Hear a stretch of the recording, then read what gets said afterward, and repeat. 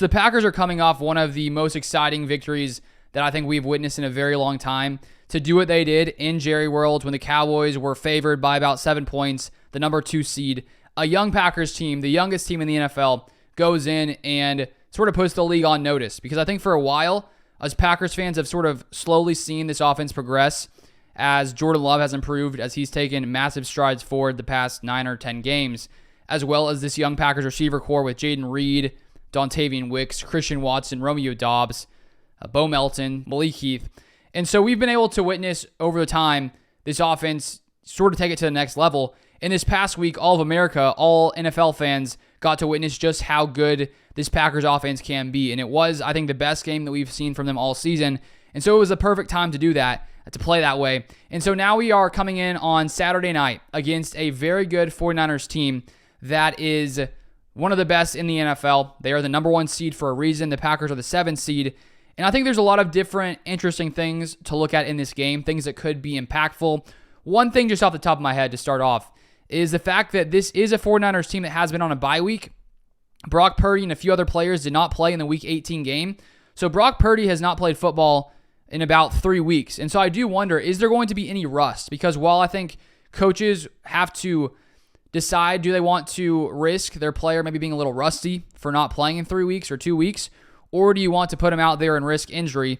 And I think they have to sort of debate that. And the 49ers decided to keep some of their guys healthy by holding out a guy like Brock Purdy. And so I'm just wondering if it's going to be a factor, considering the Packers have been playing playoff football pretty much the past 4 weeks, needing to win lots of games to end the season.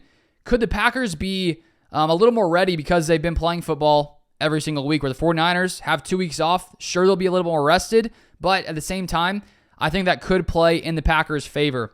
So I want to start off looking at this Packers offense versus the 49ers defense. The 49ers have one of the best defenses in the NFL. 3rd best scoring defense in the league. There is one area of this defense, though, that I think the Packers could be able to take advantage, and that is the 49ers rushing defense.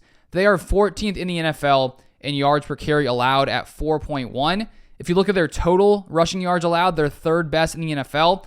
The reason for that is because this team is so dominant, because they're always ahead, teams have to abandon the run, stick to the pass, and because of that, near the end of games, lots of teams aren't able to run the ball, and so those total rush numbers are pretty low for the Niners, but they're pretty average when it comes to yards per carry allowed.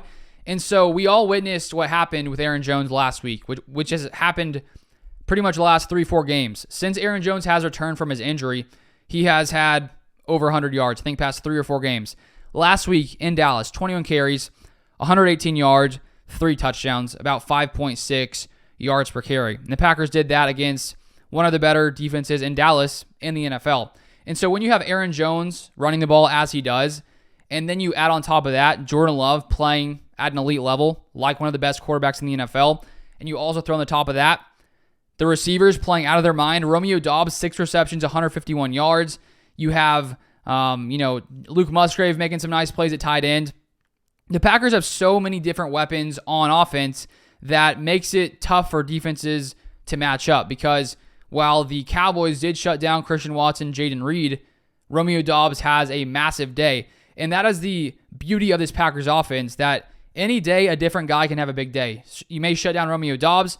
Jaden Reed probably has a bad day. You may shut down Reed. Doubs has a good day. And then you got Christian Watson, Wicks coming in, making some nice plays as well. And that's why this Packers offense is so difficult to stop. And I do think when you look at this 49ers roster overall, you would ask me a few weeks ago how this Packers offense stack up against their defense. I would say I'll be slightly worried, just as I was slightly worried about the Cowboys defense last week, considering how good they'd play all season. But now the fact that we've seen what the Packers can do and really their potential, I don't think this is quite as scary, the 49ers defense, as I think I would have thought a few weeks back, because now we see what this Packers offense can do. And it honestly reminds me a lot of the 49ers offense when it comes to their skill position players. When you look at the 49ers offense, they of course have Brandon Ayuk, Deebo Samuel, George Kittle, Christian McCaffrey, so many different weapons that can beat you. And I think the Packers are starting to look similar to the 49ers in the way that they have so many different weapons that can beat you. So you shut one guy down, another guy comes through. And I think the 49ers are just a few years ahead of the Packers. We've, as fans in the NFL, have seen how good McCaffrey is for a long time, how good Kittle is for a long time, how good Deebo Samuel and Brandon Ayuk are. And so they've really become more household names over the years, where the Packers offense is so young that most people don't know lots of these guys. And so it's hard, I think, to look at the Packers offense and think they're as good as the Niners. But the past couple weeks, they've been playing nearly as good as the 49ers offense. And so I still think this Packers offense is underrated right now. Right now, the Packers are 9.5 underdogs facing off against San Francisco on Saturday night. I do not think it should be that high, but I'm fully happy with it because this Packers team has fully embraced the underdog role.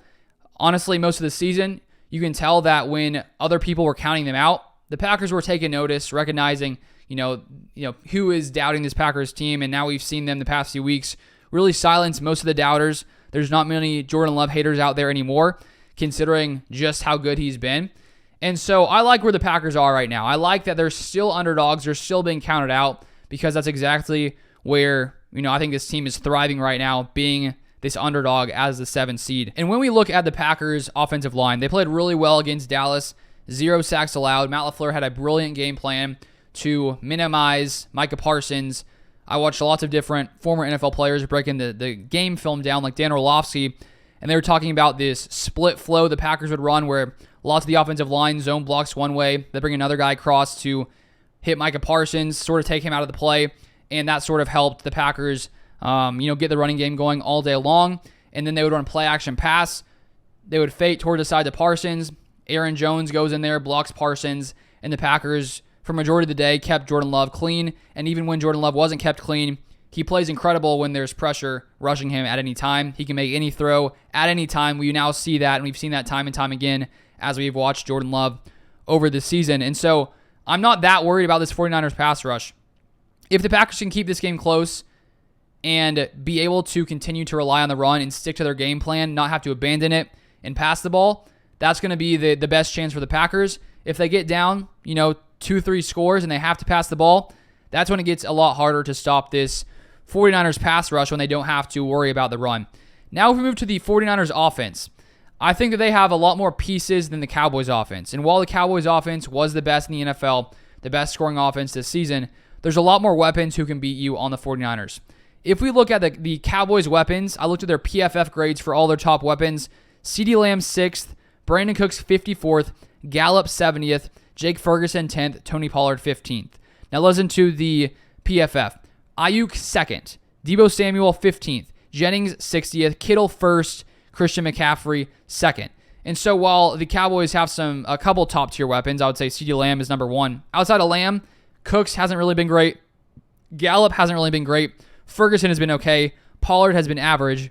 Where the 49ers have tons of weapons who are playing at the top of their game as some of the best in the NFL. And so while the Packers defense was able to play well last week, shut the Cowboys offense down most of the first half, it is going to be more challenging this week. A big thing to watch is, can Jair Alexander return from his injury? Right now, it's sort of uncertain as to whether or not he will play. But considering just how good the Packers defense played, they were opportunistic, getting interceptions.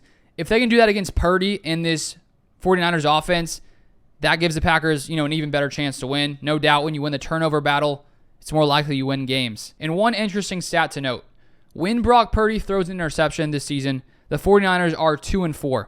He had a few 1-interception games, 2 2-interception games, and 1 4-interception game against the Ravens. And so if the Packers can play tight coverage as I did against CeeDee Lamb, some of those other receivers, if we can get a few more picks, the Packers have a great shot at this one. And when the Packers play complementary football, they are very hard to beat.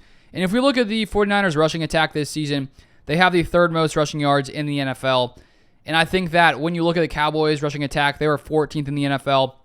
So it's going to be a much tougher task for this Packers defense this week. And this Packers defense this season overall has not been very good against the run. They're 24th in rush yards per attempt allowed. And so I think that if the 49ers can get McCaffrey going and keep this game close as well, that it's going to be tough for the Packers to consistently keep Christian McCaffrey in check. And when you look at these two offenses, they are very similar. Both, of course, run the Shanahan-style scheme. And I think that Purdy has been very good this year at operating that offense, been very efficient, one of the most efficient quarterbacks in the NFL. 31 touchdowns. 11 interceptions, and he is not phased when you blitz him. He actually has a higher passer rating when blitzed than when not blitzed. He has a 123.2 passer rating when blitzed and a 106.5 passer rating when not blitzed. And Dak Prescott for majority of the season had been a pretty good passer versus the blitz. Joe Barry dialed it up 9 times against him, which was 12.9% of the time. But on Sunday, Prescott not very good against the blitz, 77.1 passer rating. So I am curious to see what Joe Barry dials up this game. Will he decide to blitz Purdy as he did Dak Prescott at different times? One of the times, I think Devondre Campbell blitzed when Darnell Savage had the nice pick 6. And so we'll see if the Packers are able to get Purdy off his game. If we look at the 49ers O-line, they have the 6th fewest sacks allowed per game.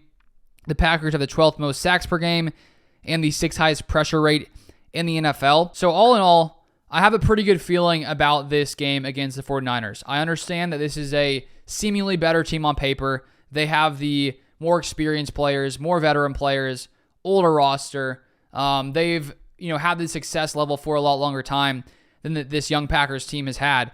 But I really do have the same feeling I did last week when I was talking about the Cowboys game before. I had that feeling in the back of my head that Dallas, we've seen them in the past choke a ton of the playoffs. And while I don't feel the same about the 49ers, they haven't really been choke artists like the Cowboys have over the years. I do have a feeling that the same thing could happen this week. I don't necessarily mean a dominant performance where they just absolutely destroy the Niners. I think the Packers are going to win the game. That's my opinion. I think that Jordan Love is playing out of his mind. I don't see the 49ers defense stopping this Packers offense, even though they are very talented.